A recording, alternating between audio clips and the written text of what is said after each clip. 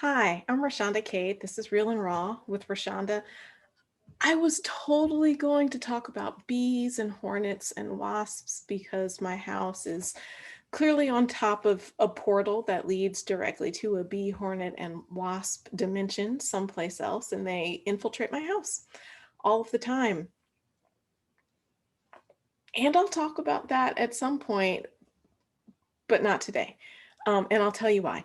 I just read a book, Weapons of Math Destruction by Kathy O'Neill. It was very good. I liked it a lot. It was about how we use math and algorithms and pretend like we're doing good, fair things, and really we're not. Okay, so my brain is kind of all over the place. I just got out of a book discussion about this book, and somebody in the discussion, we were talking about how algorithms have led to stop and frisk laws, and that so many people who haven't done anything wrong have gotten stopped and frisked because they met a profile based on where they were and what they looked like.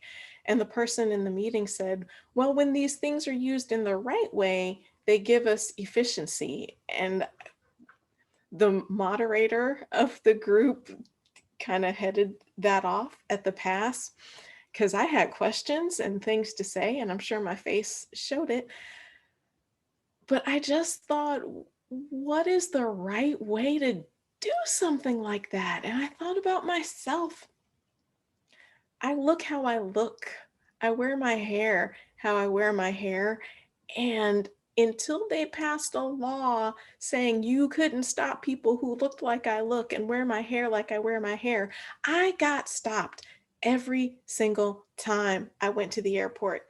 It happened every single time. I allotted extra time so I could go through security because I knew I was going to get stopped and I was going to have my hair patted down. I was going to be asked questions. They were probably going to look through my backpack. I knew this, so I allotted time for it. Some people ask me, why didn't I just wear my hair differently? Because I don't want to. This is my hair. This is how I wear it. I mean, I don't wear it like this every day, but this is a typical look for me. It's big and it's fantastic. And why should I not wear my hair the way I like to wear my hair? And why should I not wear all of my earrings? I've got 10 piercings, 5 in each ear, and I'm going to get more.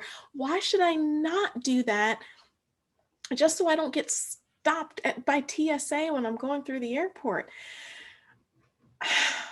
So I got all riled up thinking about that. But something that was fantastic about this book were stories like mine.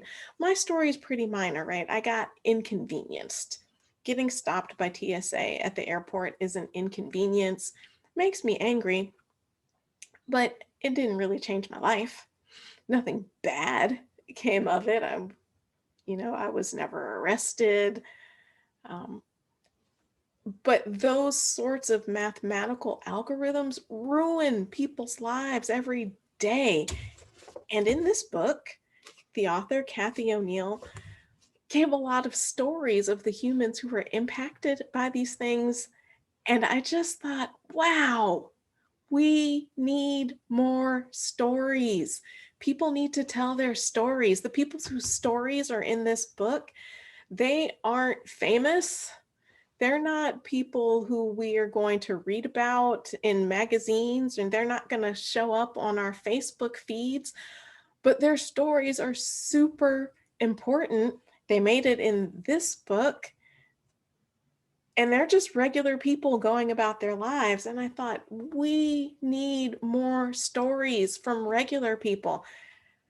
You don't have to be Michelle Obama to have your memoir written. I'm happy she wrote it though. I loved Becoming. That was a really good book.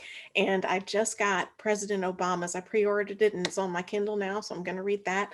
Like, I like reading about the famous people, but we need stories from people who aren't famous. We need to hear their stories and how life impacts them. And I think that's how we're going to make a difference in the world, not just by looking at the theories of things, not just by looking at um, the math of things, but by looking at the stories of people who are living everyday life and what life is handing them and how they cope with it.